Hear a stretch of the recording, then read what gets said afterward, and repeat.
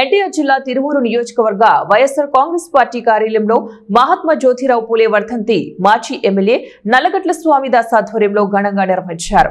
జ్యోతిరావు పూలే చిత్రపటానికి పూలమాలలు వేసి నివాళులర్పించారు. అనంతరం స్వామిదాస్ మాట్లాడుతూ సుమారు 150 సంవత్సరాల క్రితం జ్యోతిరావు పూలే సమాజంలో ఉన్న అసమానతలను రూపుమాపటానికే సత్యశోధన్ అనే సంస్థను స్థాపించి కుల విపక్షత, అంటరానితనం, లింగ విపక్షత, సతీ సహగమనం వ్యతిరేకించారన్నారు.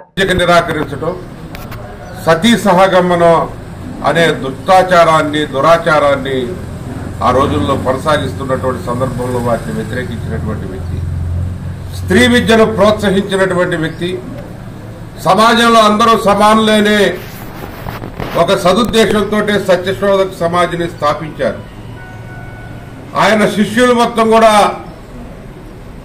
ఇటు తెలంగాణ ప్రాంతానికి, అదేవిధంగా అటు మహారాష్ట్ర, బాంబే మొత్తం కూడా మహారాష్ట్ర అంతా కూడా విస్తరించి అనేక కార్యక్రమాలు వాళ్ళు కుల వివక్షత మీద చేశారు. అట్టంగా శూద్రులు అతి శూద్రులకి విద్య నేర్పించడం, స్త్రీ విద్యను ప్రోత్సహించడం, విద్య ద్వారానే ఈ సమాజం మారుద్దనేది ఆయన యొక్క ప్రగాఢమైన విశ్వాసం. 150 ఏళ్లు అవుతున్నా కానీ ఇంకా ఈ సమాజంలో ఈ రుగ్మతలు ఇంకా కొనసాగుతూనే ఉన్నాయి, వివక్షతలు కొనసాగుతూనే ఉన్నాయి. ఈరోజు రాష్ట్ర ప్రభుత్వం బాగా చదువుకున్నటువంటి IAS, IPS ఆఫీసర్లు కూడా కేసులు పెట్టి వేధించేటటువంటి పరిస్థితి ఈరోజు కనపడతా ఉంది. వివక్షత కనపడుతుంది. ముఖ్యంగా దళిత IPS ఆఫీసర్లని మీరు చూస్తే సునీల్ కుమార్ కానీ ఇంకా మిగతా చాలా మంది ఉన్నారు. వీటన్నిటి అఖిల భారత IAS, IPS సంఘాలు కూడా ఆరోపిస్తా ఉన్నాయి ఈ ప్రభుత్వం మీద. ఈ కూటమి ప్రభుత్వం ఈరోజు వివక్షత చూపుతా ఉంది.